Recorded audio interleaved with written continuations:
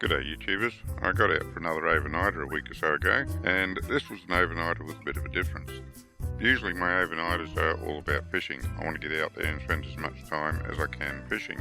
This time I wanted to get out there and spend as much time as I could exploring, looking for new spots, locating wrecks that everyone knows about, but the precise location is often not quite what is marked publicly. So I wanted to get out and find the wrecks, see if I could find some structure that no one else knew about, or at least not many other people knew about, and improve my sounder skills at the same time. I'm still not used to this sounder. The technology is a lot more advanced than anything I've ever had before, and I need to get a handle on it. So anyway, this is a video of that trip. I'm giving you some marks for the wrecks, so hope you make use of them. We'll talk about them a little bit later in the video. Let's roll it. It's 5:25 nearly, and just getting away for the ramp. Sky's starting to lighten up, so I'll be able to get some speed on pretty quick. And going out for an overnighter, so it wasn't critical to get out at first light. By the time I looked the night before, the weather forecast was looking pretty average, but the actuality on the water was superb. Couldn't ask for better. The weather bureau got it wrong once more, but this is the sort of wrong you don't mind. I headed due north from the Cleveland ramp, past one of the spots where the big ships anchor while they're waiting to get into the port. I was heading for a wreck that was marked on maps as the ammo barge. Now I'm not sure whether it's a barge that was carrying ammo or that's just a name that was given to it. Once I found it, I'd have to agree that it does look like a barge on the bottom. If anyone knows the history of this wreck, I'd be really interested to hear about it in the comments. There is structure there, and this is the GPS marks for it. I didn't see a remarkable amount of fish on the sounder. Could have been my settings though, because I was still playing and trying to get under control then.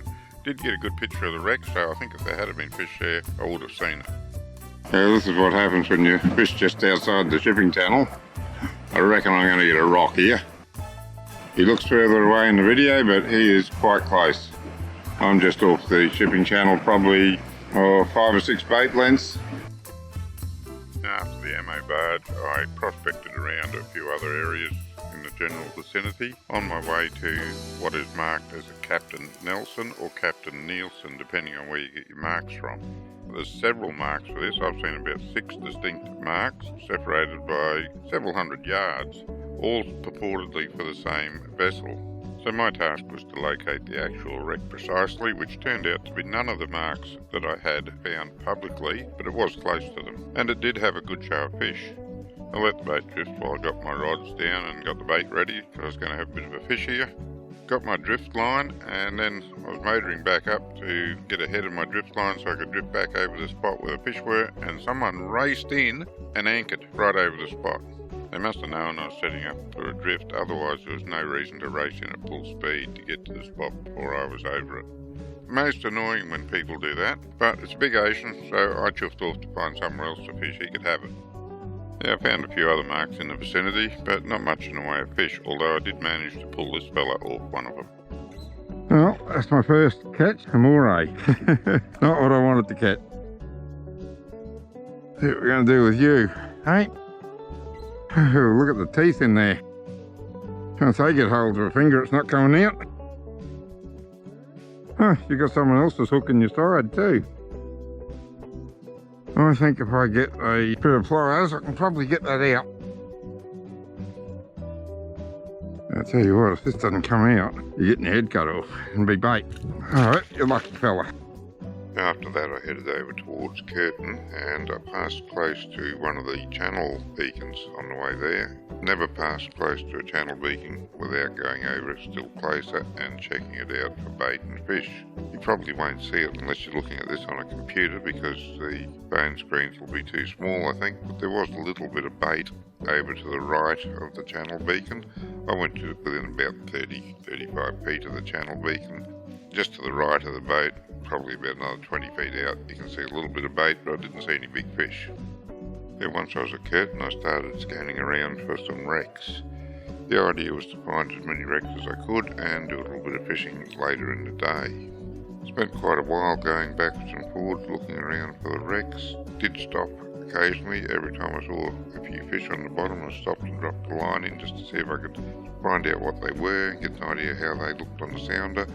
Didn't catch anything, neither did anyone else from what I heard. Talked to a couple of blokes out there. They'd been there all night, previous night, and they came up donuts.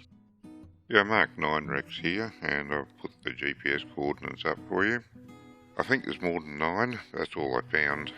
Didn't scan the whole area, of course. I was busy doing other things. I went for a trip up to Bulwar and back, had a good look around. You've got some GPS marks here to get you started. You can scan around, you might find some more. It'd be good if you put it in the comments if you do find some wrecks. You're not giving away marks. I mean, it's an artificial reef. Everyone knows it's there. It just makes it a little bit easier for some people that are new to the game if they've got a mark where they can find the actual wreck. Just mention that if you're new to the game, you don't want to anchor on the wreck. You'll lose your anchor doing that. It'll get tangled up somewhere. Anchor just off the wreck, scan around the wrecks, find out where the fish are holding, and try and anchor so that your boat's sitting back, so your line goes down near the fish. Just because you got the mark for the wreck doesn't mean you're going to catch anything. You have to scan around, find out where the fish are. They'll be somewhere around the wreck, if they're there at all. Good luck with it. That's the Bulwar wrecks. The wind's starting to come up a little bit from the north, but it's nice and calm in here. So I'll probably come back here to anchor for the night rather than trying to anchor on Curtin because it's starting to get a bit rough out there. The wind comes up much more, it'll be an uncomfortable night. I can wake up early and go down at the first light. Someone's caught a sea toad. He's got a bit of barotrauma. I think he might come back up, he's struggling. I'm not sure if you can see him in the video, but he's underwater, but he's struggling with it. Not in a good way anyway. When I first saw it, I thought I'd come and see if I could do anything for it. When I saw it was a sea toad, I thought, nah, never mind, she'll be right. Well, it couldn't last. The wind's come up now. It's still coming from the northeast. We're getting a few white caps here, but going in a little bit closer, I could overnight here if I wanted to. But the wind is forecast to come around to the north to the northwest by morning, and that'll be damned uncomfortable if it stays at this speed. So I am going to abandon my plans to fish Curtin overnight, and I'm going to go down to the sandhills for an anchorage, I think. Because even if I go up to Bulwar and get a nice shelter from the north and northeast, if it comes in from the northwest, it's still going to be pretty uncomfortable. I'll come back and do it again sometime. Once I decided to head on back to Peel for the night, I passed another one of the channel beacons. This one's a tripod beacon, so naturally I went over close to that. I went within about 12 feet of that, I think, to have a look at that, see if there's any fish or bait around, and there was quite a large school of bait there, as you can see on the sounder picture. There may have been some big ones in amongst it as well.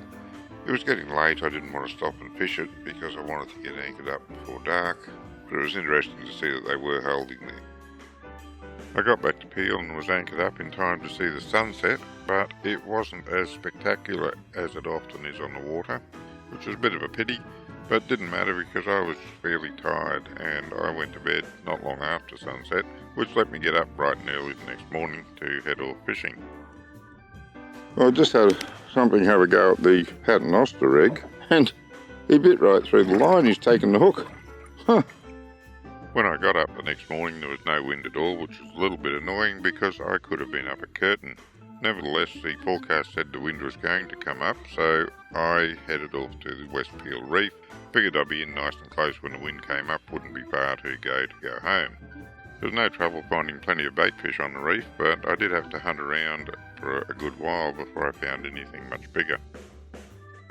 Well, there's another beautiful sunrise, and as you can see, the water is like glass. Had I been able to put up a little bit of rocking last night, I could have been up at Curtin fishing now. You just can't rely on the weather forecast lately. I think with the COVID shutdown, they're all working from home and they just stick their head out the window and say, yep, that's what it's going to be today, and tomorrow and the next day. Honestly, I reckon a few years back they were a lot more accurate with their forecasts than they are right now. Anyway, it is what it is, and I'm fishing West Peel Artificial Reef at the moment. Caught my first fish, and we've got a beautiful dawn, so it's not all bad. I reckon that'd have to be the biggest wobbly gong I've caught.